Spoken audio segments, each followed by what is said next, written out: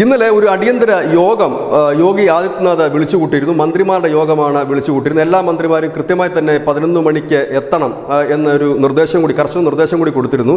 കാരണം BJP തിരിച്ചടി നേരിട്ട ഒരു സംസ്ഥാനമാണ് ഉത്തർപ്രദേശ്. ഇപ്പോൾ മന്ത്രിമാർക്ക് കൊടുത്തിരിക്കുന്ന നിർദ്ദേശം ആണ് ഇപ്പോൾ ഏറെ ചർച്ചയായിരിക്കുന്നത്. മന്ത്രിമാരോട് യോഗി ആദിത്യനാഥ് പറഞ്ഞത്, നിങ്ങൾ നിങ്ങളുടെ മണ്ഡലത്തിൽ പോവുക, എല്ലാ ബൂത്തുകൾ കയറി ഇറങ്ങുക, ഒപ്പം തന്നെ ജനങ്ങളെ നേരിട്ട് കണ്ട് അവരുമായി സംസാരിക്കുക, ബൂത്ത് തലത്തിലുള്ള പ്രവർത്തകരെ നേതാക്കളുമായിട്ടുള്ള ബന്ധം ദൃഢപ്പെടുത്തുക. അതായത് മന്ത്രിമാരായി എവിടെയെങ്കിലും ചടഞ്ഞുകൂടി ഇരിക്കുക എന്ന ആ ഒരു രീതി വിട്ടിട്ട് പാർട്ടി പ്രവർത്തനം കൂടി ചെയ്തേ മതിയാകൂ.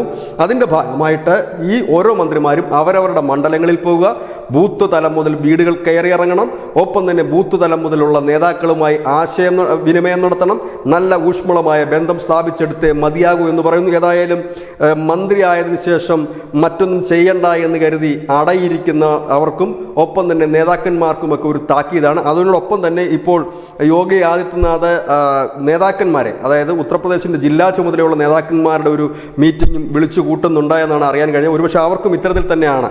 അതായത് ഇപ്പോൾ മന്ത്രിമാർക്ക് കൊടുത്തിരിക്കുന്ന നിർദ്ദേശം, നിങ്ങൾ വീട് വീടാന്തരം കയറി ഇറങ്ങൂ, ഒപ്പം തന്നെ നേതാക്കന്മാർ താഴെ തലം മുതലുള്ള ബൂത്ത് തലം മുതലുള്ള നേതാക്കന്മാരുമായി ആശയവിനിമയം നടത്തുക, ബന്ധം ഊഷ്മളമാക്കി മുൻപോട്ട് കൊണ്ടുപോകുക. അത് ഉടനടി വേണം എന്നാണ് പറഞ്ഞിരിക്കുന്നത്. അതായത് അടുത്ത ദിവസം മുതൽ പണി തുടങ്ങിക്കോളൂ എന്നാണ് യോഗി ആദിത്യനാഥ് പറഞ്ഞിരിക്കുന്നത്. അത്തരത്തിൽ തന്നെയാണ് വാർത്തകൾ വരുന്നത്. News desk news India Malayalam.